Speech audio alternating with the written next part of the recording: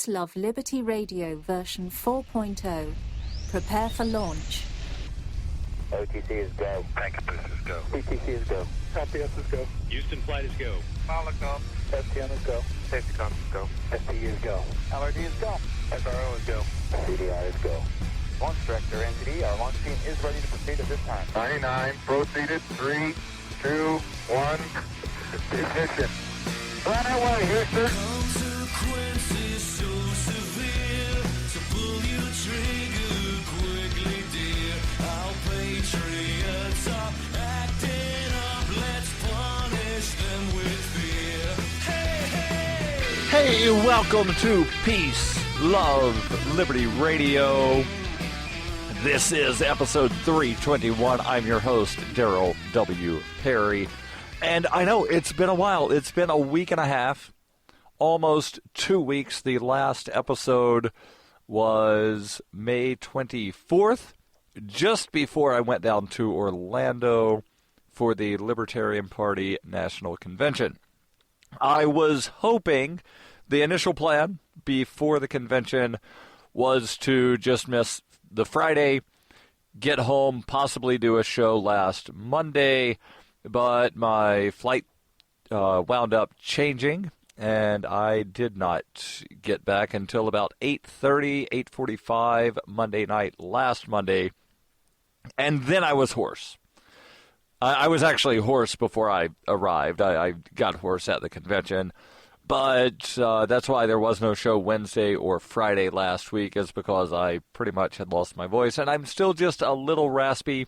So you might be able to tell, you might not, I don't know. I definitely can tell that I'm still just a little raspy.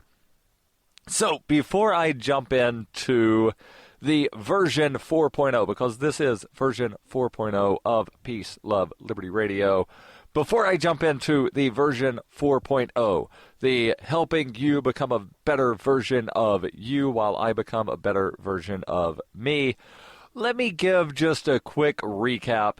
And I could fill up an entire podcast. I could fill up several podcasts going over everything that happened at the National Convention. But let me give just a quick recap for those of you that might not be aware of what happened in Orlando over Memorial Day weekend. So the Libertarian Party, of which I am a member and I was one of their presidential candidates, we got together. There were about 1,000 delegates that showed up in Orlando. We made some bylaw changes. We prevented some horrible bylaw changes from taking effect. We made some platform changes, some good, some not so much, but we did prevent some horrible platform changes from coming through. And for the first time ever, thanks to me and several others within the radical caucus of the Libertarian Party, the Libertarian Party national platform now states that we libertarians are opposed to government-run, or actually government implementation of a death penalty. First time, I think, ever. There may have, back in the early days, been an anti-death penalty plank within the Libertarian Party, but I don't believe so. So this is very historic, where, it's unequivocal, undeniable that libertarians do oppose state-run executions. There were some other proposals that we did not get to, and like I said, there were some horrible bylaw proposals that got shot down. The entire convention, for the most part, there might be a little bit that was not covered by C-SPAN, but the Friday business was covered by C-SPAN. Saturday business was covered by C-SPAN. The debate Saturday evening was covered by C-SPAN, and you can watch all of that, as well as the Sunday session, where, unfortunately, the Libertarian Party delegates decided to nominate Gary Johnson for the presidential nomination, and they granted the vice presidential nomination to William Weld, former Republican governors, both of them. One of them has been in the party for longer than a month. The other one is William Weld, who came in, and there's a lot of history that Weld has with the Libertarian Party. Back decade ago. He was the Libertarian Party of New York's nominee for governor, and he made a promise that he would not back out, that he would be their nominee whether he received the Republican nomination or not. He lost the Republican gubernatorial nomination back in 2006, and then backed out of the Libertarian Party and said, yeah, no, sorry, I'm backing out now. So there are some people that question whether his word means anything, and I guess we'll just have to wait and see. But again, if you want to watch that, it is on C-SPAN. I will post a link in the show notes, as well as I will post a link to specifically my concession speech that is also a warning to the Libertarian Party. I will post that in the show notes as well. And there was one really epic moment, actually two really epic moments in the debate on Saturday night. One is where I committed a felony on live television in front of how many people watch C-SPAN, I don't know. But yes, I did commit a felony on live television. You can, again, see that on C-SPAN. I have not gone through and segregated that clip out. There's also another clip, not one that I segregated out, but someone else did, where I got really fired up during an answer about the drug war.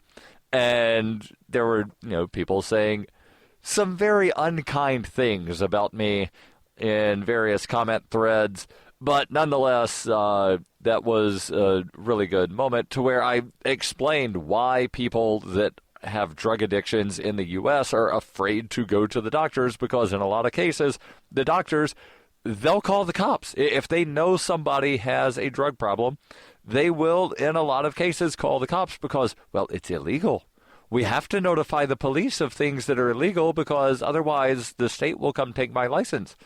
And that's a huge problem. That is why more people don't go seeking help that they need, because government.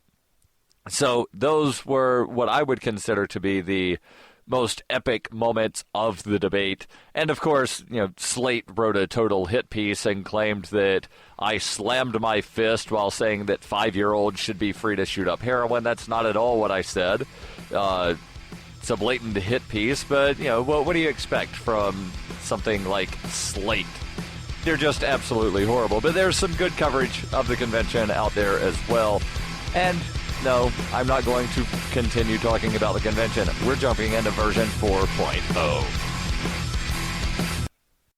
The Doublespeak Dictionary by Leslie Starr O'Hara satirizes the marked difference between the ideal of we the people and the reality of we the elite, while offering an insightful glimpse into the clockworks of the totalitarian mind. Ever irreverent but never irrelevant, the Doublespeak Dictionary serves as a subversive and humorous but timely reminder that the emperor has no clothes. The Doublespeak Dictionary is available from Amazon.com and all major bookstores. Are you tired of governments murdering people around the world? Stop using their money. There is an alternative. Bitcoin is a stateless, free market, non-political currency. Bitcoin cannot be inflated or controlled by any government. By using their money, you are helping the state. Stop doing it. You have an incredible alternative available now. Learn it, use it, spread it. Get started with Bitcoin at weusecoins.com. That's weusecoins.com. You're listening to Peace, Love, Liberty Radio, online at fppradio.com. Let's jump into version 4.0 of Peace, Love, Liberty Radio. But first, are you an advocate for free market money? Do you use Bitcoin as an alternative in a fiat-centric world? If so, you need Spend a Bit in your arsenal. Spend a Bit is the search engine for things you can buy with Bitcoin. Spend a Bit aggregates millions of products from thousands of Bitcoin-enabled merchants. Keep your money in the free economy. Spend a Bit. Use my affiliate link, spendabit.fppradio.com. And if you're a Bitcoin-accepting merchant, ask about their merchant suite to reach even more customers.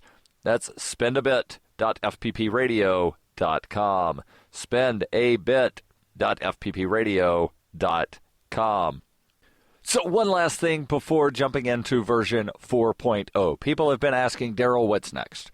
What's next? What are you going to do now that you're no longer in the race, now that you are no longer running for president? What is next? Well, I would love to tell you, but I'm not making that announcement until Thursday.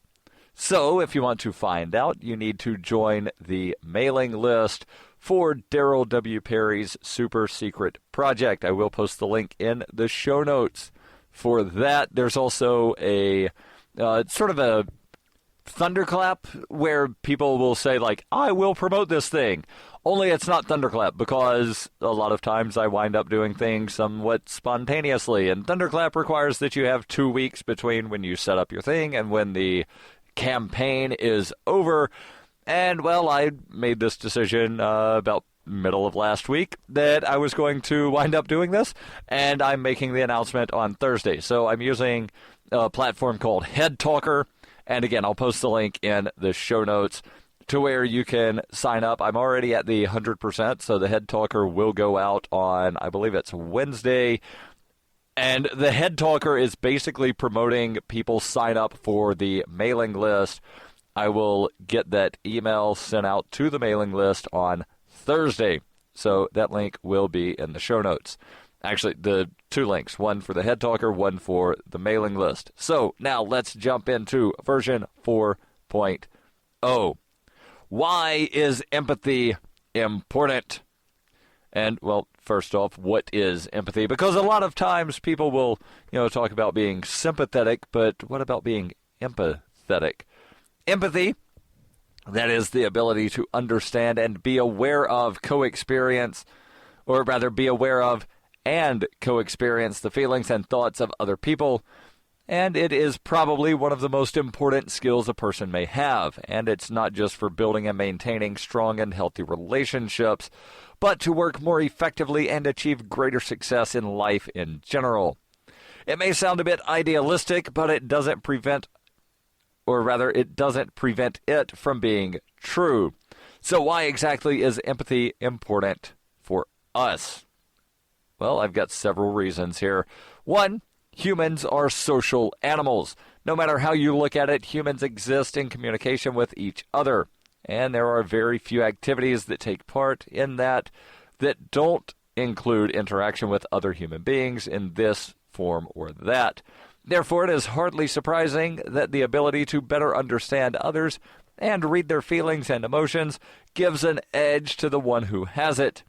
It allows you to perceive the motives of others, treat them the way they want to be treated, mind their needs, understand how they perceive you, and so on.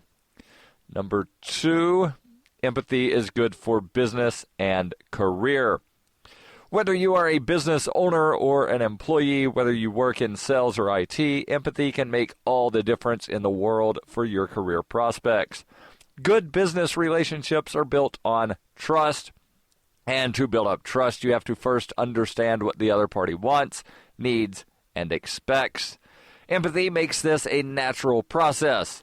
Thus, whether you want to build healthy cooperation with your colleagues, employees, and bosses, or try to organize trust-based marketing approaches, empathy is going to be of great help. Number 3, empathy lets you better understand non-verbal components of communication. Communication is more than just the words that we express. People who are weak at empathy have a hard time reading between the lines of their conversations and understanding what the other person means or wants to communicate to them is something completely different from what they actually say. And I know a lot of people, this is me breaking in here, I know a lot of people that have a really hard time with, sort of body language or tone or even context, to where they only hear the words and they don't hear the inflection on the words, or they don't notice the verbal cues. They can't tell that someone is being tongue-in-cheek when they say certain things. They can't tell that someone's trying to be ironic. And it's not necessarily that those people lack empathy. It's, that they just don't really pick up on signals. And it could be that because of that, they're less empathetic. Or it could be that they just find empathy to be not rational and they fancy themselves to be rational humans. But nonetheless, empathy allows you to really pick up on these nonverbal cues. Number 4 on the list, empathy makes you better at handling conflict. Whether you subliminally perceive what the other party wants and needs and can understand exactly why they want and need it, reaching a win-win solution gets so much easier. You no longer have to blindly grasp for a solution, misreading the other party's signals and searching for a way out in the wrong place. Empathy makes it easier to convince and motivate. When you are able to see the world from another's point of view, see their motives, their feelings, and their preconceptions, finding ways to convince others to your point of view and motivating them to do something becomes much easier when you try to use, or rather than when you try to use a one-size-fits-all approach. Different people are motivated by vastly different things, and having empathy means having the key to understanding them on the fly. And I don't like the way they use the term here. It makes it easier to convince others, because it makes it sound as though, you're trying to change their opinion, and sometimes you are. Sometimes the other person is just absolutely wrong on something, but just the way they use the term, and maybe I'm reading too much into this, I don't know, but yeah, I'm not really digging the word choice here. There's a little bit more on this, plus more, here on Peace, Love, Liberty Radio.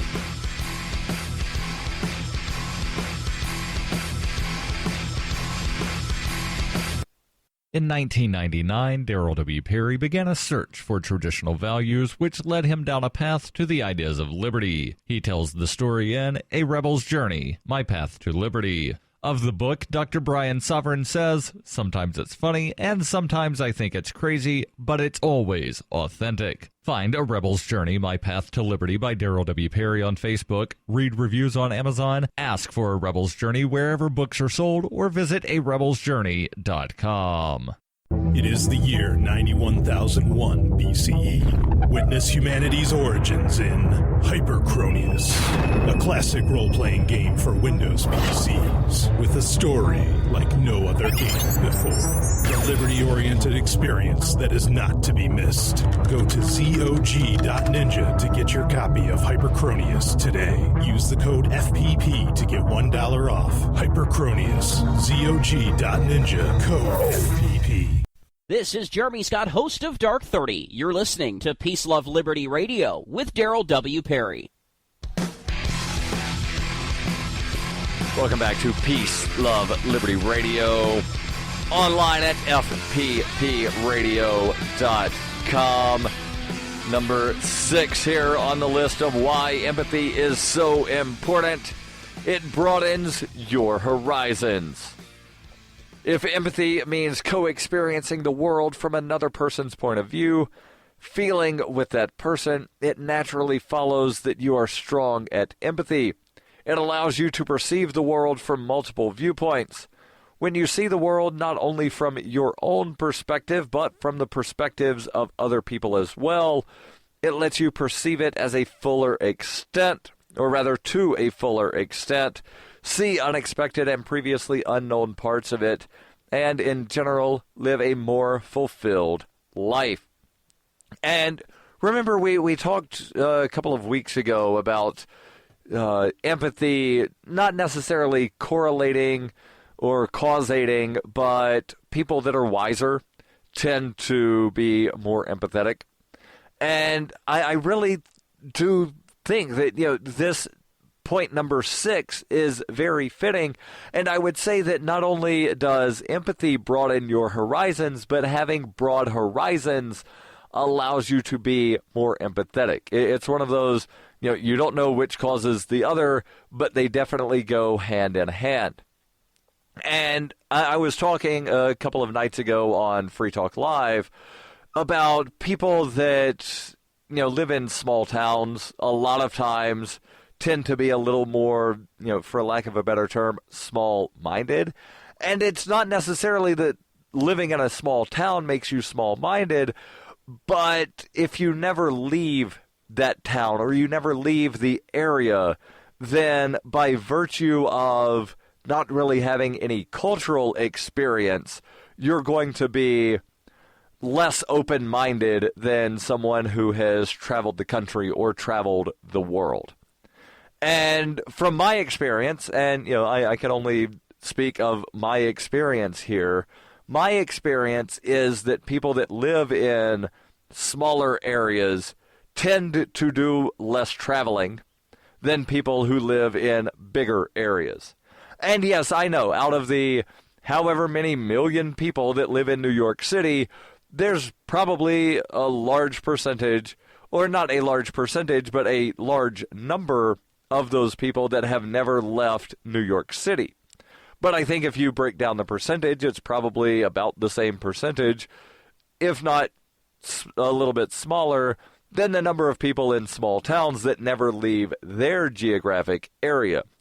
One main difference between, say, Keene, New Hampshire and New York City, aside from, one being a small city, large town, and the other one being New York City, is that there's more in town, and I know it sounds weird referring to New York City as a town, but in-town culture. There's not as much in-town culture in Keene as there is in New York City. So people in New York City have more opportunity to get more culture than somebody, say, in Keene that never leaves the city. So let me then finish this brief article here.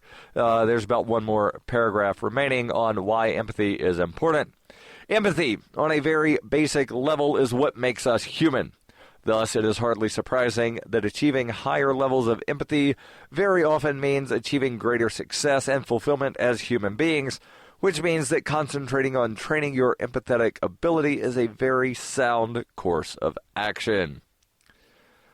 Let's continue with version 4.0, 6 effective ways to bring more kindness into your life. And kindness and empathy sort of go hand in hand. So let's jump right into this article. And again, the full article on both of these will be in the show notes. They both come from lifehack.org. Kindness is becoming rare, and sometimes it feels as though we live in a very hostile world. We are more connected than ever these days with social media and the 24-hour news cycle, so it is easy to become saturated with the conflict, politics, poverty, and discord of the world around us. And, me breaking in, it's part of the reason I shifted focus of Peace, Love, Liberty Radio from talking about news and politics all the time to talking about more self-help, self-improvement sorts of things. Now continuing with the article. For people who work in high-needs care industries, doctors, nurses, emergency service personnel, social workers, criminal lawyers, etc., or ordinary people who care for elderly or ill family members, life can become a cycle of stress and trauma, and they can begin to suffer from compassion fatigue. Whether it is from too much exposure to bad news or too much exposure to the suffering of people around us, we can start to show physical, mental, and emotional symptoms. There's no denying that this type of negativity is bad for our health. However, studies have shown that kindness and generosity are not only great for our health, they're contagious and self-perpetuating. The more people are good to one another, the more both the giver and the receiver want to do it. Furthermore, altruism and empathy have been found in species other than humans. Biological altruism, whether conscious or not, is evident in animals and insects alike, especially those that have very well-organized systems, like ants. So, how do we strike a balance between giving and not giving too much? How do we live our lives in a way that enhances our humanity and our altruistic nature without letting it destroy us? Well, You'll just have to stay tuned, and we'll go over that in the final moments here on Peace, Love, Liberty Radio, online at fppradio.com.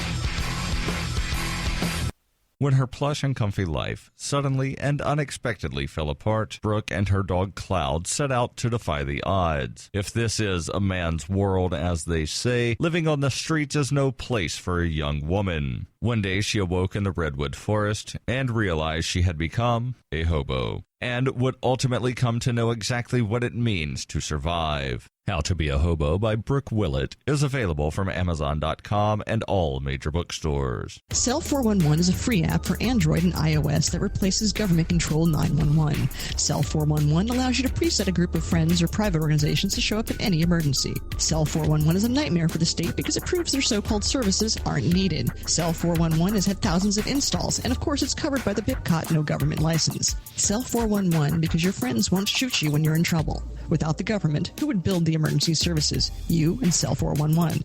Get it today at getcell411.com. That's getcell411.com. You're listening to Peace, Love, Liberty Radio with Darryl W. Perry. Hey, it's Peace, Love, Liberty Radio, the closing moments of episode 321. So how do we strike a balance between giving and not giving too much? How do we live our lives in a way that enhances our humanity and our altruistic nature without letting it destroy us?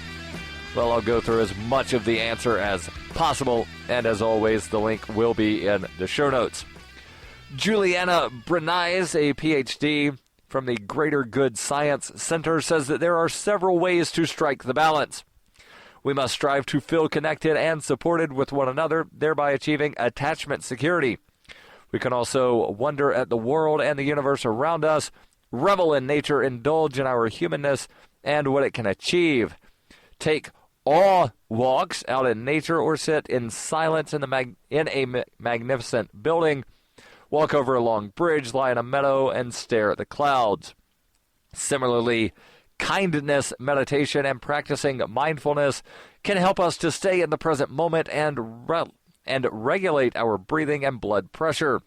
We must strive to turn benevolence into a habit by participating in random acts of kindness on a regular basis and whenever possible. We also need to learn when it is okay to say no and when it is crucial that we are kind to ourselves first, as forced kindness is abrasive and counterproductive. Establishing ways to acknowledge our shared identity by, for example, putting a face to human suffering, educating ourselves about what other people experience, and understanding the reality of those less fortunate, will maintain our connectedness and keep us in touch with the reality of our privilege.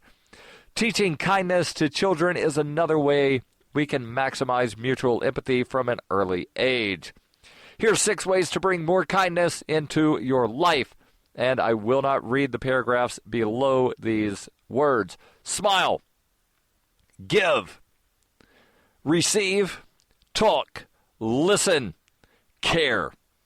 And yes, there is definitely more to this article, but I do not have time to delve into very much of it. So allow me to leave you with these words. Kindness should become a way of life. It does not mean denying our negative emotions or letting people take advantage of us.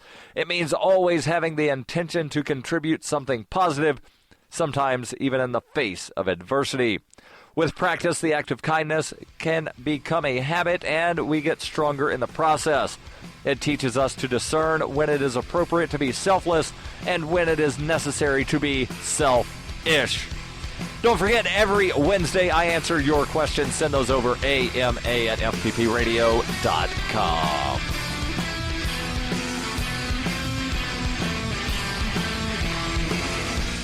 The podcasts of FPP Radio are licensed under Copyheart. We believe that copying is a form of flattery and do not abide by the copyright laws. Those laws serve to restrict the flow of ideas, which no one can really own. Copying is an act of love. Love is not subject to law.